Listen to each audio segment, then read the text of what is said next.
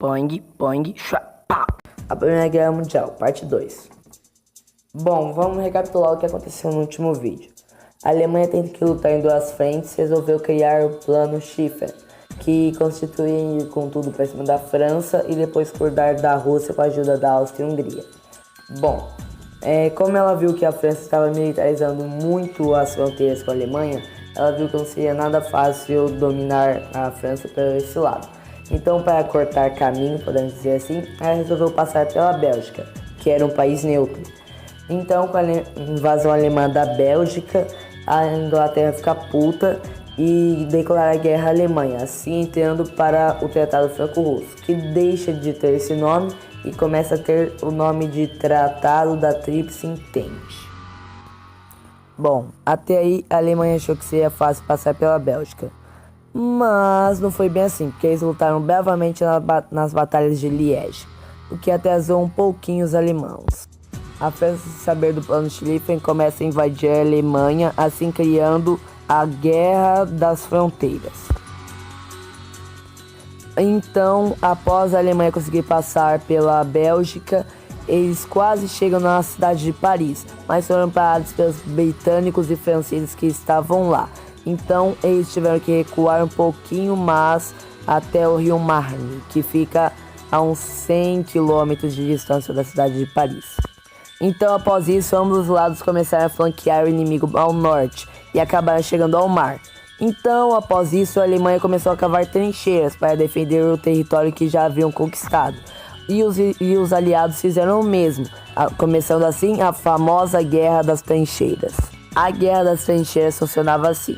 Entre duas trincheiras havia terra de ninguém, um lugar cheio de minas e muito exposto. Então, um exército tentava invadir a fronteira inimiga pela terra de ninguém, e se com muita sorte algum batalhão conseguisse invadir uma trincheira, os inimigos simplesmente iriam recuar um pouco e cavar uma trincheira logo atrás. Então, as batalhas das trincheiras não mudavam muita coisa, mas de hora em hora mudava um pouquinho o território conquistado. Bom, durante a Guerra das Trincheiras aconteceu que a Rússia já estava invadindo a Alemanha pelo outro lado, ou seja, o plano Schlieffen não funcionou muito bem. Então eles tiveram que convocar alguns soldados que estavam nas trincheiras para ir ajudar a Alemanha do outro lado contra a Rússia. E até que eles se saíram bem, conseguindo avançar em território russo. Mas com a Áustria e a Hungria tentando invadir a Rússia e perdendo feio, eles tiveram que mandar alguns soldados para lá. Então assim diminuindo um pouco os reforços que foram para cuidar da Rússia. Bom, no auge da guerra, a Tríplice Entente precisava de mais aliados. Então eles convenceram a Itália a virar a casaca e entrar no lado dos aliados. Então assim ela começou a invadir o Império Austro-Húngaro. Vendo isso, os impérios centrais precisaram de mais aliados, já que a Itália saiu. Então, eles conseguiram a ajuda do Império Otomano. Mas, como eles tentaram lutar contra a Rússia no Monte Cáucaso no inverno, muitos deles morreram em batalha.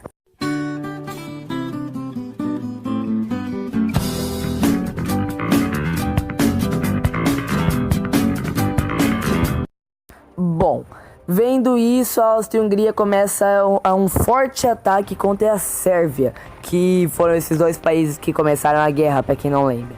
Vendo isso, a Bulgária, como viu que os impérios centrais estavam indo muito bem contra a Rússia, declara guerra à Sérvia também. Então assim, a Sérvia, tendo que lutar em duas frentes, não resiste e acaba caindo facilmente. E as batalhas não aconteciam somente em território não. As batalhas também aconteciam nos mares, já que o Império Britânico tinha a melhor marinha da Europa e do mundo. Já que logo que entraram na guerra, eles já começaram um bloqueio naval contra os alemães. Então assim, proibindo eles de sair com seus navios. Em resposta a isso, a Alemanha, que também tinha uma ótima marinha, começa a fazer um bloqueio continental com o Império Britânico, onde qualquer país que entrasse nesta rota seria bombardeado e afundado pelos U-boats, que são submarinos alemães. Os Estados Unidos tentam mandar um navio com armas e munições até o Império Britânico. Sendo assim, os alemães, cumprindo o combinado, vão lá e afundam esse navio dos Estados Unidos. Tinha também vários tripulantes. Então, com isso, os Estados Unidos fica puto e declara guerra à Alemanha. E com as maiores potências do mundo na época na guerra contra a Alemanha, era só uma questão de tempo para a Alemanha cair. Bom, então, por vários meses, a guerra ficou desse jeito. Um avança e vaza, outro avança e vaza. Mas alguns países já estavam cansados. Então, em 1917, acontece a Revolução Russa, onde a Rússia sai da guerra e vira um império socialista. Então, os aliados conseguem fazer uma rebelião no Império Otomano, assim causando a queda deste império. Depois de várias batalhas, a Áustria-Hungria se rende. Então, assim, só sobrando a Alemanha, que não aguenta muito tempo, se rende também, virando assim uma república. Então, eles são obrigados a assinar o Tratado de Versalhes, que culpava por sua maioria a Alemanha por ter começado a guerra, fazia com que ela tivesse que perder muito seus territórios e ficasse com uma dívida imensa aos países aliados. Que essa dívida, aliás, ela só foi terminar de pagar agora em 2012.